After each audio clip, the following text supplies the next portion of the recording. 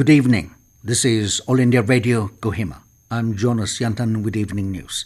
The headlines. Supreme Court directs centre and state governments to send all the migrant workers to their native places within 15 days. 5 more new cases of COVID-19 reported in Nagaland, taking the total number of confirmed positive cases to 127.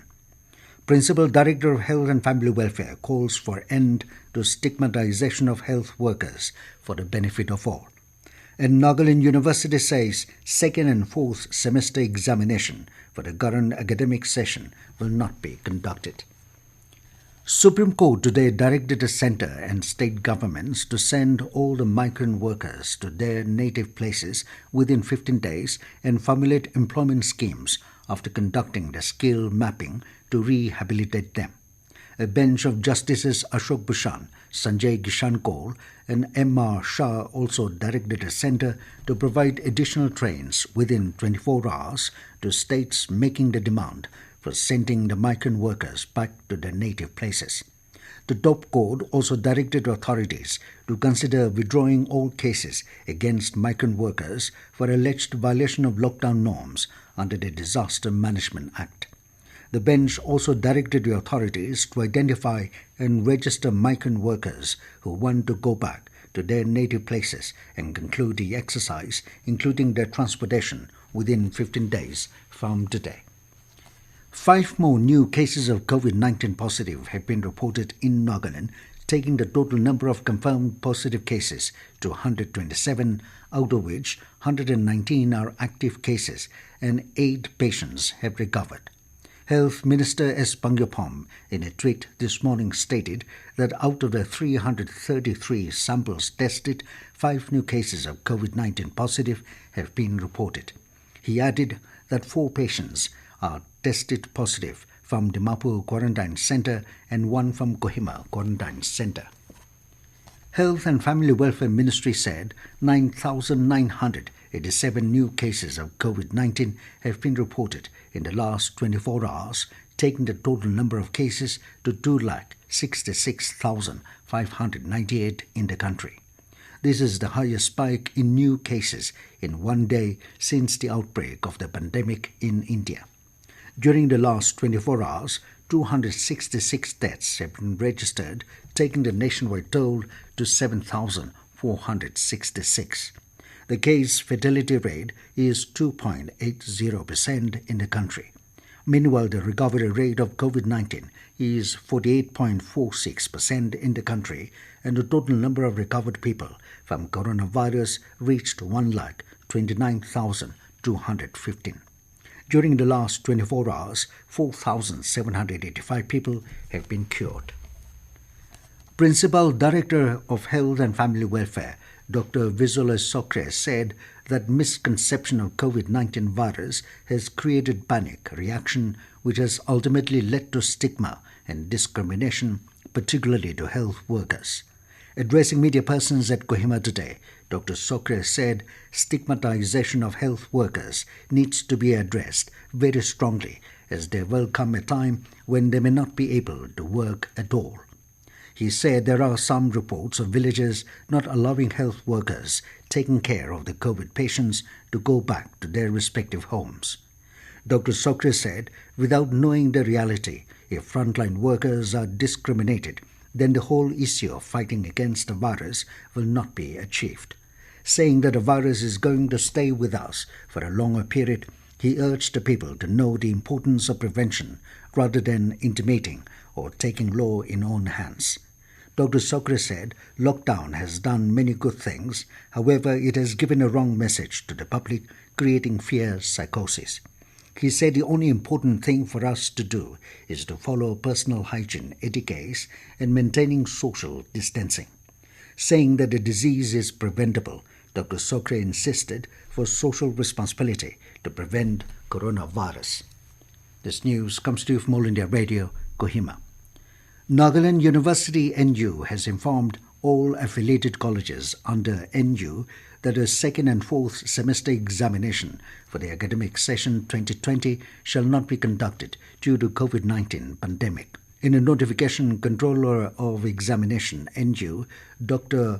Muang Sangba, said for promoting the second and fourth semester students to third and fifth semester, respectively, certain modules have been approved by the Academic Council in line with the UGC guidelines issued on 29 April regarding conduct of examination. For fourth semester students, 50% weightage shall be awarded on the basis of internal or continuous evaluation marks of fourth semester, and 50% weightage shall be awarded on the basis of previous semester, that is, third semester average marks.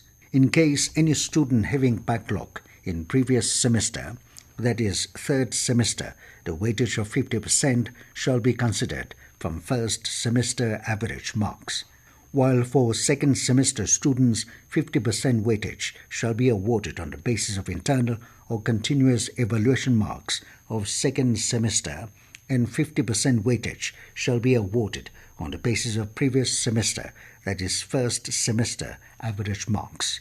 For students having backlog in previous semester, that is, the first semester, the weightage of 50% shall be considered from the average of the subjects passed in the first semester. This provision for promotion is only for the current academic session. Human Resources Development Minister Ramesh Pokhriyal Nishank today said that in view of the current circumstances and after receiving a lot of requests from parents and teachers, the government is contemplating the option of reduction in the syllabus and instructional hours for the coming academic year. In a tweet, Nishank appealed to all teachers, academicians, and educationists to share their point of view on the matter using #Syllabus for Students 2020 on Ministry of Human Resources Development or his Twitter and Facebook page so that they can take them into consideration while making a decision. A special train carrying 938 stranded citizens of Nagaland from Gujarat and Maharashtra arrived Dimapur at wee hours this morning after a delay of 12 hours. The train was scheduled to arrive Dimapur yesterday at 10:30 a.m., for which the Dimapur District Administration and police imposed total shutdown from 9 a.m. till midnight yesterday. The 357 returnees of Dimapur were taken to Agri-Expo site for mandatory screening and relocating to institutional quarantine centers. The remaining returnees of other districts were transported to their respective districts after screening by the medical surveillance team at a railway station, Dimapur. Another batch of 345 stranded citizens reached Nagaland yesterday by flight, train and private cars. As per COVID-19 War Room, another special train from Thiruvananthapuram is expected to arrive Dimapur on June the 13th morning with 1,400 passengers. A total of 99 returnees from Gujarat and Maharashtra reached Kohima today. They were received at a reception center at Indira Gandhi Stadium. Out of 99 returnees, 35 are male and 65 female. They were screened and sent to government quarantine facility centers at Kohima. On their arrival, the reception committee, led by its co-convener and ATC Kohima, Litrongla Dongpi Ritsa, along with the medical team, received the returnees at a venue who came in 6 NST buses from Dimapur. Meanwhile, 3 buses carrying 30 male and 38 female returnees from Gujarat and Maharashtra reached Beren today.